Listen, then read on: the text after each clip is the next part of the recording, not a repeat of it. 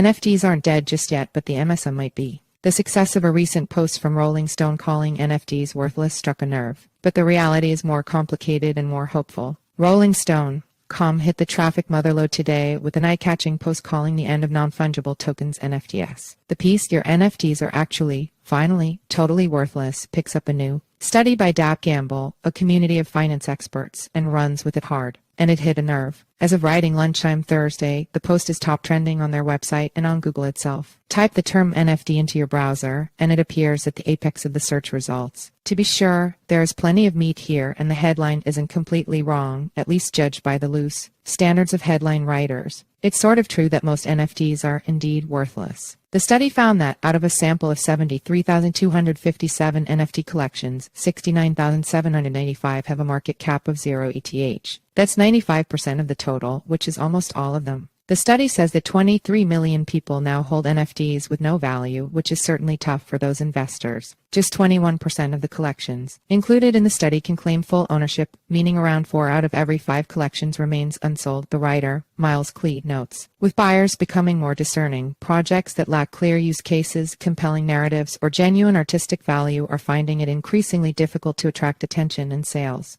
But are NFTs really dead, as the post suggests? Not exactly. While trading volumes are certainly down, they are not non-existent. Data collected by the block shows that trading reached about $63 million last week. That's a far cry from the $360 million plus weekly volume we saw in February. But it's also not nothing. Plus, there's the 5% of collections that are actually worth something. The post says the study explains why you don't see people hawking ugly cartoon apes on the internet as much anymore. The Bored Ape NFTs are actually trading respectably. The average price of a Bored Ape Yacht Club NFT is about $42,000. More important than precise trading dynamics is what the post shows about how the mainstream media tends to work. Publications search for extremes, absolute highs, and lows that make for arresting headlines. Just last November, Rolling Stone put out a headline saying the NFT bubble has burst, but the value for creators is just heating up. Last summer, it loudly touted its own tie-up with one of the most famous NFT collections around, the Bored Ape Yacht Club. This is a rare chance for the public to take home a piece of art from Bake with Rolling Stone's stamp of approval, the promo piece said.